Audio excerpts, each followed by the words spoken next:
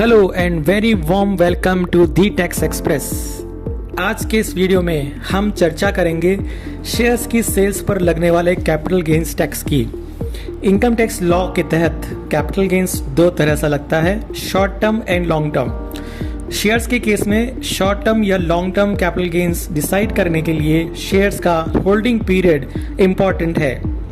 अगर शेयर्स का holding period 12 महीने से ज़्यादा हो तो ऐसे शेयर्स की सेल पर होने वाले capital gains long term capital gains होंगे, और यदि ये होल्डिंग पीरियड 12 महीने से कम समय का हो तो short term capital gains. Income tax law में शॉर्ट टर्म और लॉन्ग टर्म दोनों के लिए अलग अलग प्रोविजंस प्रेस्क्राइब्ड हैं। पहले समझते हैं लिस्टेड इक्विटी शेयर्स के केस में लगने वाले short term capital gains tax के प्रोविजंस को। लिस्टेड इक्विटी शेयर्स की सेल पर होने वाले short term capital gains section 111A द्वारा गवर्न होते हैं। इस सेक्शन में यदि लिस्टेड इक्विटी शेयर्स की सेल पर short term capital gains arise होता है और STT यानी सिक्योरिटीज ट्रांजैक्शन टैक्स पे कर दिया गया है, या दूसरे शब्दों में ये सेल स्टॉक एक्सचेंज के थ्रू की गई है, तो ऐसे शेयर्स की सेल पर होने वाले शॉर्ट टर्म कैपिटल गेन्स पर 15% की फ्लैट रेट टैक्सेबल होती है। इस संबंध में ध्यान रखने वाली बात यह है कि सेक्शन 111A में शॉर्ट टर्म कैपिटल गेन्स पर चैप्टर 6A के डिडक्शंस जैसे सेक्शन 80C, 80D वगैरह का बेनिफिट अलाउ नहीं होता, लेकिन इस प्रकार के गेन पर सेक्शन 87A में मिलने वाली टैक्स रिबेट जो 5 लाख तक की इनकम पर 12,500 रुपए तक की होती है, उसका बेनिफिट अवेलेबल जरूर है। साथ ही बेसिक एग्जेम्पशन लिमिट का बेनिफिट भी सेक्शन 111A में बनने वाले शॉर्ट टर्म कैपिटल गेन्स पर अवेलेबल है। कहने का मतलब ये है कि अगर आपकी सेक्शन 111A में बनने वाले शॉर्ट टर्म कैपिटल गेन्स को छोड़कर अन्य इनकम बेसिक एग्जेम्पशन लिमिट यानी 2.5 लाख रुपए से कम है, तो जितने अमाउंट से आपकी अदर इनकम इस बेसिक एग्जेम्पशन लिमिट से कम है, उतने अमाउंट से सेक्शन 111A में बनने वाले शॉर्ट टर्म कैपिटल गेन्स को रिड्यूस कर दिया जाएगा और बाकी बचे बैलेंस पर ही टैक्स रेट 15% एप्लीकेबल होगी।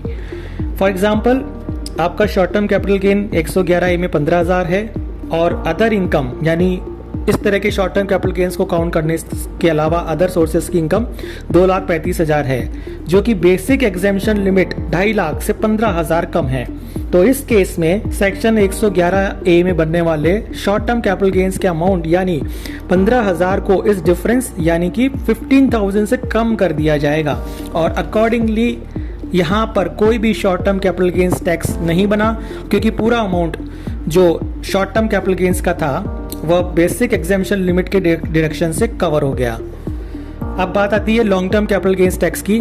यहाँ पर एप्लीकेबल सेक्शन 112 कैपिटल A है। सेक्शन 112 कैपिटल A के अंतर्गत long term capital gains on listed equity shares 1 lakh तक एग्जेम्प्ट है, यानी 1 लाख तक के लॉन्ग टर्म कैपिटल गेन्स पर कोई टैक्स अराइज नहीं होगा। 1 लाख से ऊपर के लॉन्ग टर्म कैपिटल गेन्स होने पर 10% की फ्लैट रेट टैक्स लगाई जाती है, और यहाँ पर अन्य लॉन्ग टर्म कैपिटल गेन्स पर मिलने वाला इंडेक्सेशन का बेनिफिट नहीं मिलेगा। यानी यदि लिस्टेड इक्विटी शेयर्स के सेल पर कोई long term capital gain arise होता है तो सेक्शन 112 कैपिटल A के अंतर्गत उस पर बेनिफिट ऑफ इंडेक्सेशन अलाउ नहीं है, जो कि अदर असेट्स के केस में अलाउ होता है। और यहाँ पर जैसा मैंने आपको बताया फ्लैट रेट टैक्स 10% है। इसके साथ ही ये भी ध्यान रहे कि सेक्शन 112 कैपिटल A में बनने वाले लॉन्ग टर्म कैपिटल गेन पर चैप्टर 6A जैसे कि सेक्शन 80C, 80D एक्सेट्रा का बेनिफिट अवेलेबल नहीं है, और सेक्शन 87A में मिलने वाली टैक्स रिबेट जो 12,500 रुपए तक की होती है वो भी अवेलेबल नहीं होगी।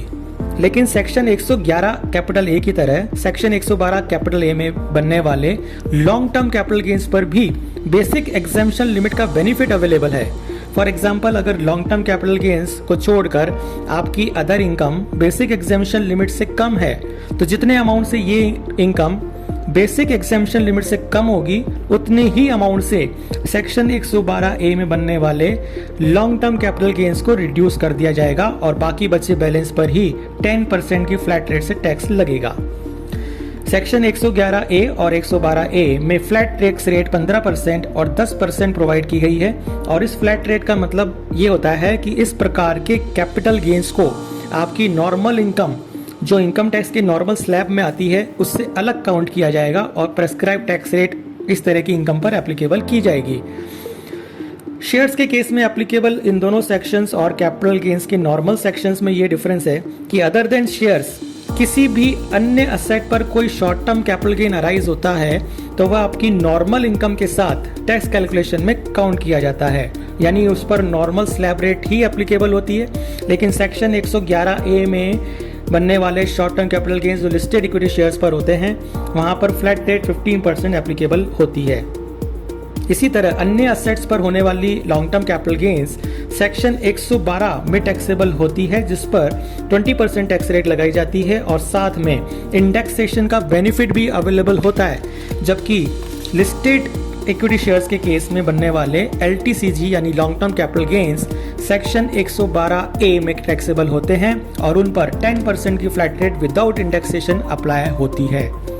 तो ये थी लिस्टेड इक्विटी शेयर्स के कैपिटल गेन टैक्स के बारे में महत्वपूर्ण जानकारी।